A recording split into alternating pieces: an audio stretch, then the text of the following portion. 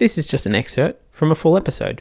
If you enjoyed what you hear here, go check out other full episodes, either on YouTube or as part of the podcast feed. Enjoy!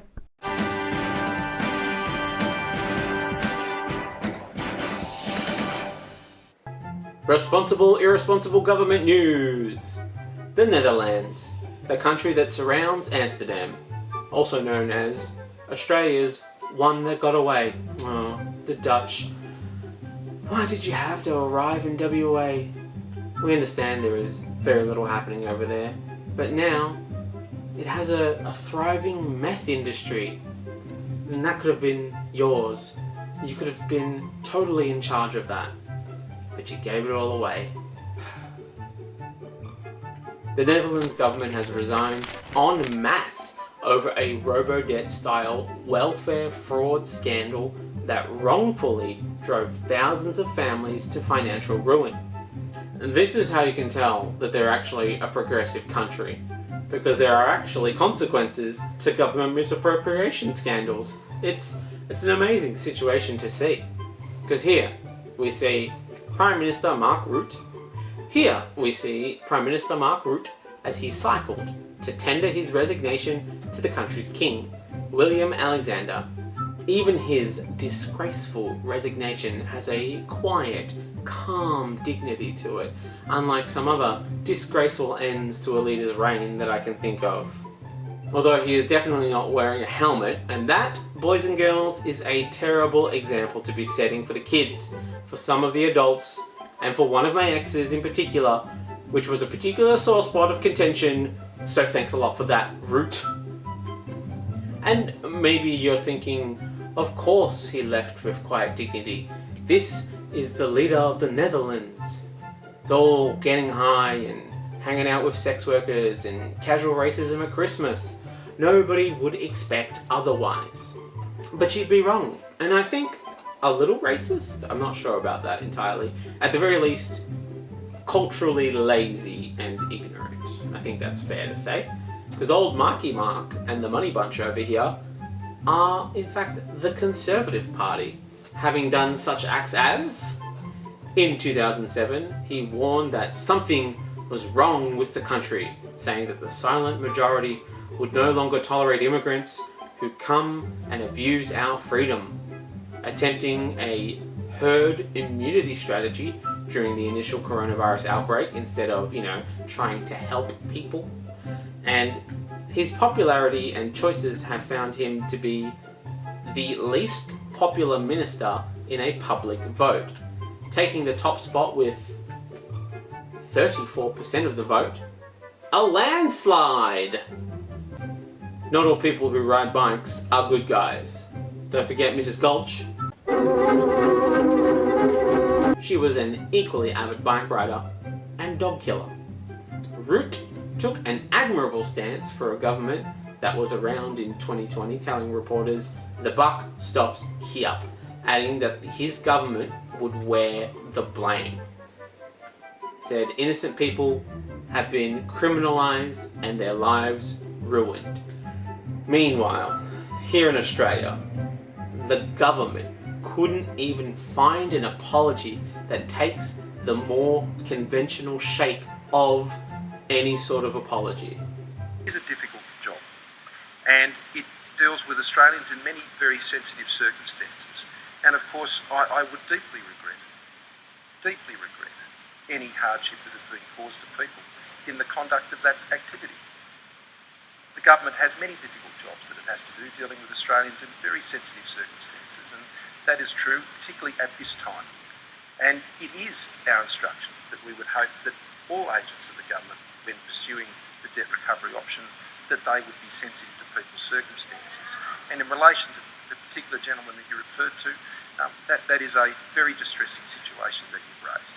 And I would apologise to any hurt or harm in the way that the government has dealt with that issue, and to anyone else who's find themselves in those situations. But the issue, Mr. Speaker, is the one of showing how the government can best do this. Rather, apologising for the system not working and for the staff possibly not being as sensitive as they could be when being engaged to do the cold, heartless robot work of stealing money from the poor and giving it back to the government. Scott Morrison definitely wouldn't care for this more direct approach of accountability and responsibility. Ironically, he takes his inspiration from a different famous Dutch person, the winding world of MC Escher, where up is down and down is up, and you focus super hard and you try to make sense of this one staircase as he runs up off another staircase at a direct right angle, evading scrutiny once again. It's a fun game for everyone. As the election is already due on March 17th, in the Netherlands that is, to manage the coronavirus crisis, Rutte's cabinet will remain in place as sort of like a caretaker government. Australia has much the same arrangement with its current government. We pay them and they just sort of amble about the grounds, dusting off the cobwebs and appearing suddenly in frame with a sharp sting of music, creating a seed of doubt in the mind of the audience, in this case the voters, that they are up to something. Though usually they just end up being an unnecessarily odd member of staff who lingers on in a job that they should have retired a long, long time ago from. The resignation follows a parliamentary inquiry last month that concluded that bureaucrats at the tax service had wrongly accused families of fraud over childcare subsidies.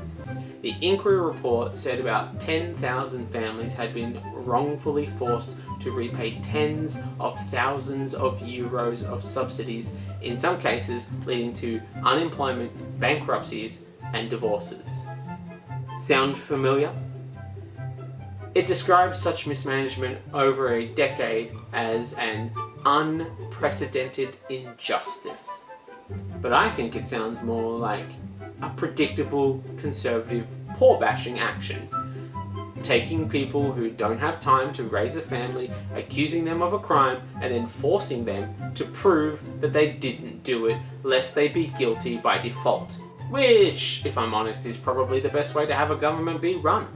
Every new government starts guilty of a series of crimes, and by the end of their term, it's up to them to have proved that they didn't commit the crimes, or else they lose all parliamentary benefits and are forced to live on the welfare system that they most likely didn't uphold and support. Or, if they're particularly biased politicians, they will attempt to take a job as a lobbyist, whichever works out.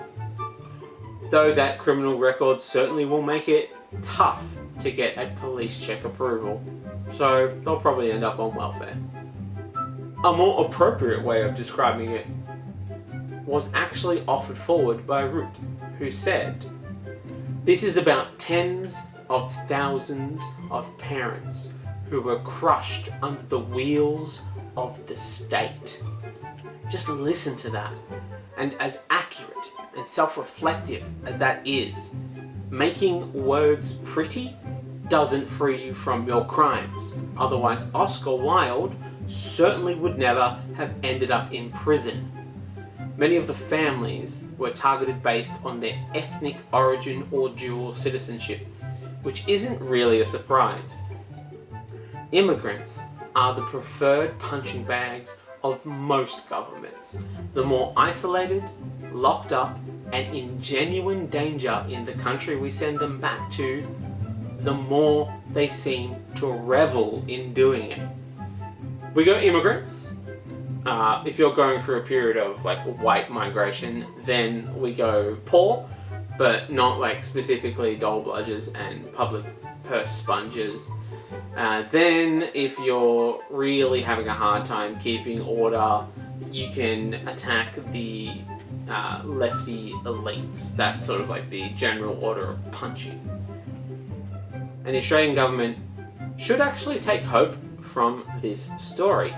Not only do they get to point at the normally flawless Scandinavian countries and say, "See, socialism bad too, best stick with us," but as Orlando Kadir, a lawyer representing about 600 families, told Dutch radio, that people had been targeted as a result of ethnic profiling by bureaucrats who picked out their foreign-looking names.